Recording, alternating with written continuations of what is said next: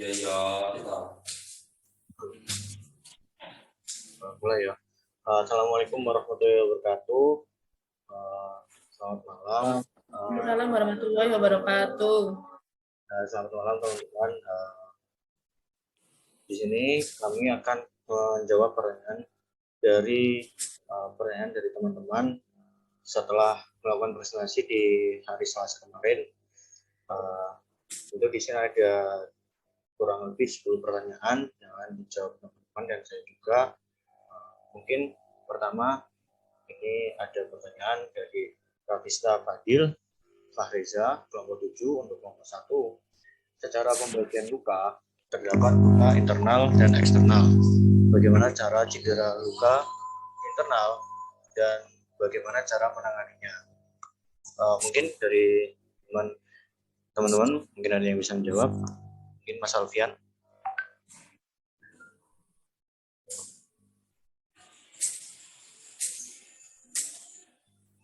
Dipersilakan.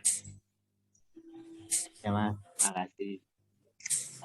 Pertanyaannya adalah cara pembagian luka terdapat luka internal dan eksternal. Bagaimana cara mengetahui cedera luka internal dan bagaimana cara menanganinya?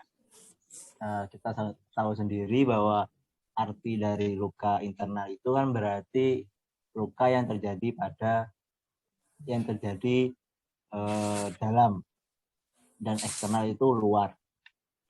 Lalu bagaimana cara mengetahui cedera luka internal itu?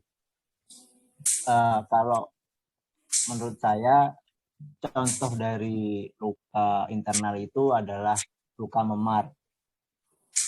Artinya secara spesifik luka eksternal itu terjadi ciri-cirinya yaitu ada darah yang keluar, dan luka yang internal itu tidak keluar darah, hanya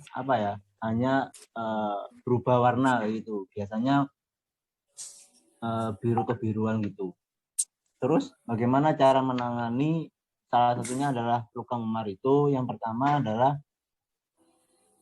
beristirahat, mengistirahatkan bagian tubuh yang mengalami luka memar. Yang kedua adalah menggunakan atau mengkompres area yang terkena luka memar dengan air dingin kurang lebih 15-20 menit. Yang ketiga adalah membebat luka ataupun memperban area luka yang terjadi memar. Yang keempat adalah meninggikan bagian tubuh yang terjadi memar. Sebisa mungkin posisi bagian tubuh yang mengalami luka memar, tangan atau kaki hingga lebih tinggi dari dada. Caranya bisa dengan menggunakan bantal untuk mengganjal bagian tubuh yang cedera tersebut. Mungkin jawaban dari saya itu saja. Mungkin dari yang lain bisa menambahkan. Terima kasih.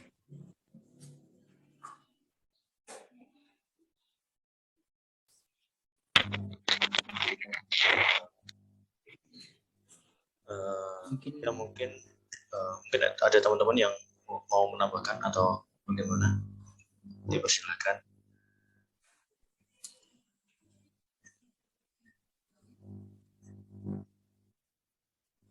Mungkin tidak ada yang mau menambahkan, Mas. Mungkin bisa dilanjut.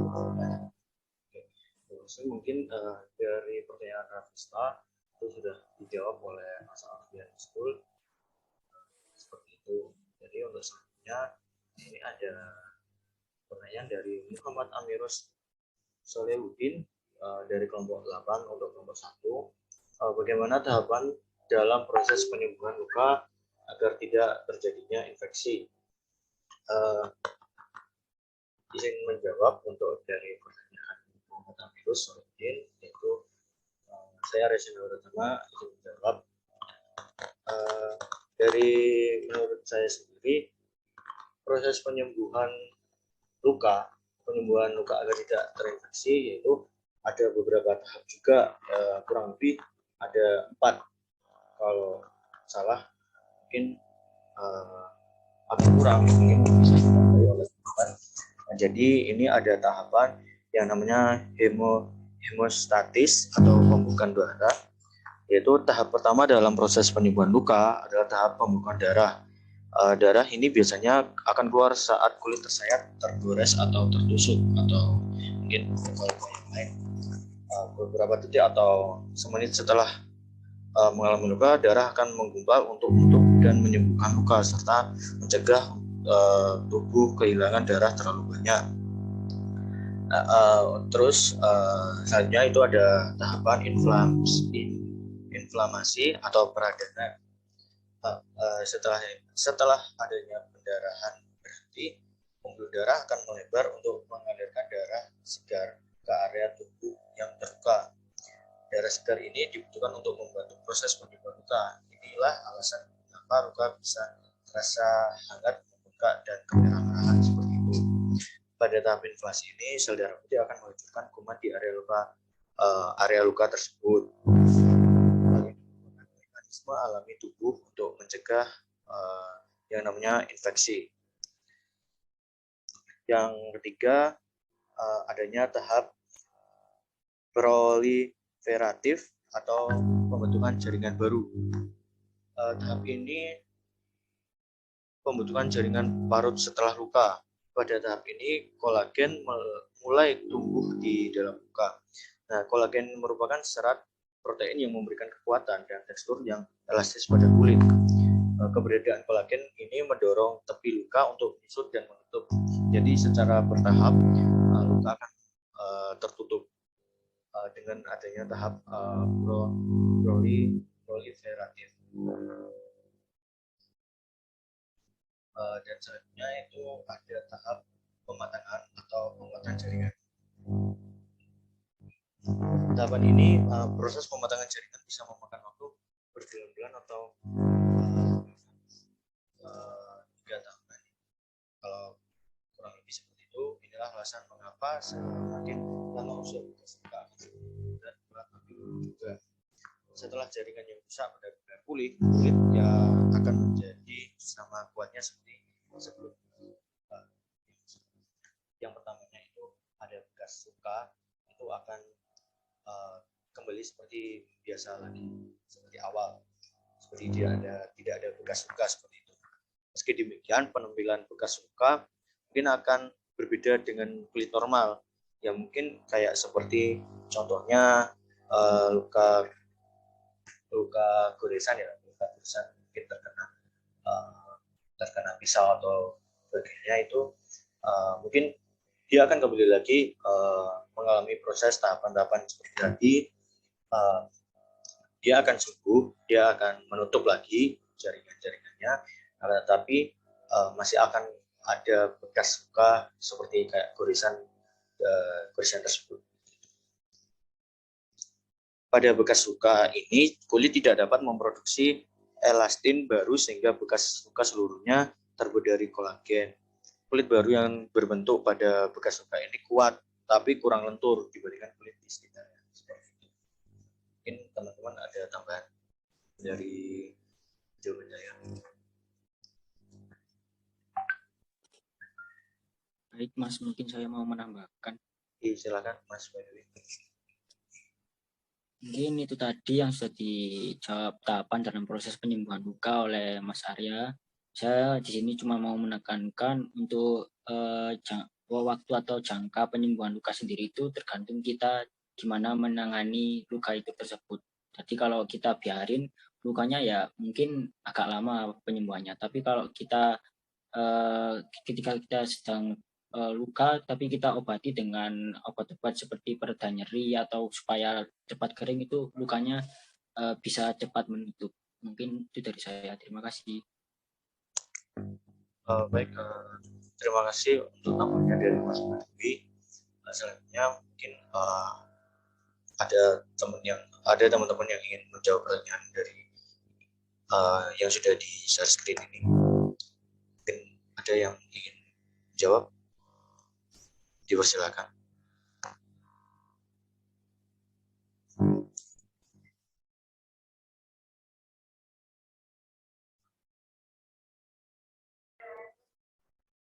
Sebelumnya saya akan menjawab pertanyaan dari Mbak Wanda Nurul Hidayati dari kelompok 5,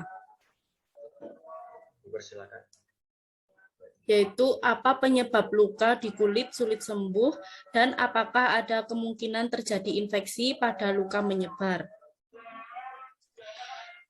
Jawabannya dilihat dari luka pada kulitnya. Misalkan lecet karena habis kecelakaan motor. Nah, pada umumnya luka akan mengering dan menyembuh dalam 3-7 hari untuk luka lecet yang kecil atau 1-2 minggu untuk luka lecet yang besar dan dalam. Luka akan sulit sembuh jika perawatan pada luka yang kurang benar, seperti masih adanya sisa pasir yang menempel dan sering tergesek sehingga luka makin parah. Dan apakah ada kemungkinan terjadi infeksi pada luka menyebar? Jawabannya, setiap luka di kulit, baik itu goresan, tusukan, gigitan, sayatan, sampai operasi, dapat mengalami infeksi.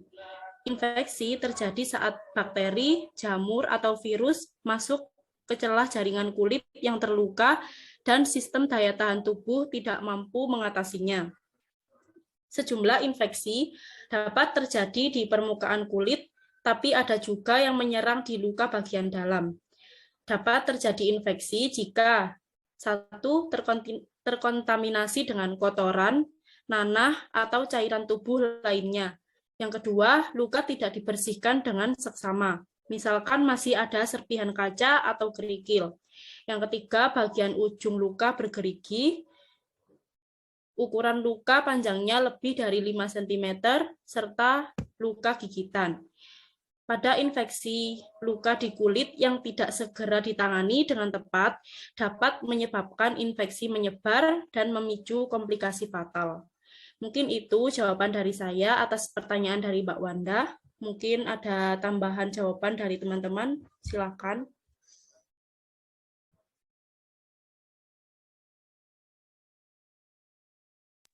Ya, saya Mas izin menambah. Ya, dipersilakan Mas Alfian. Mungkin yang tadi pertanyaan kan bagaimana tahapan dan proses penyembuhan luka tadi. Apa penyebab luka di kulit sulit sembuh dan apakah ada kemungkinan terjadi infeksi pada luka yang besar?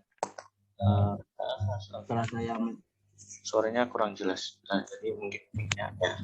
Oke, terima kasih. Tadi pertanyaannya yang kedua itu kan apakah ada kemungkinan terjadi infeksi pada luka yang pada luka menyebar. Artinya di sini saya mencari di internet, tepatnya di Hello Sehat, itu ada tanda-tanda yang harus diketahui ketika luka itu bisa dikatakan infeksi. Yang pertama itu ada perih yang tak kunjung menghilang. Yang kedua adalah warna kemerahan muncul di sekitar luka. Yang ketiga adalah keluar cairan kehijauan berbau dan tak sedap dari luka yang terinfeksi. Dan keempat, demam, pusing, dan lemas. Artinya kalau luka itu terjadi di tanda-tanda tersebut, berarti luka itu dinyatakan infeksi. Gitu Mas. Terima kasih. Baik, terima kasih jawaban dari Mas Alfian. Mungkin teman-teman ada tambahan lagi atau sudah? Sudah cukup, Mas. Oh, udah cukup ya. Oke, terima kasih. Mungkin selanjutnya mungkin ada teman-teman yang ingin menjawab pertanyaan yang belum terjawab, dipersilakan. Mungkin saya akan menjawab, Mas, pertanyaan yang keempat dari Mbak Firda. Oke, baik. Dipersilakan Mas Faisal kok.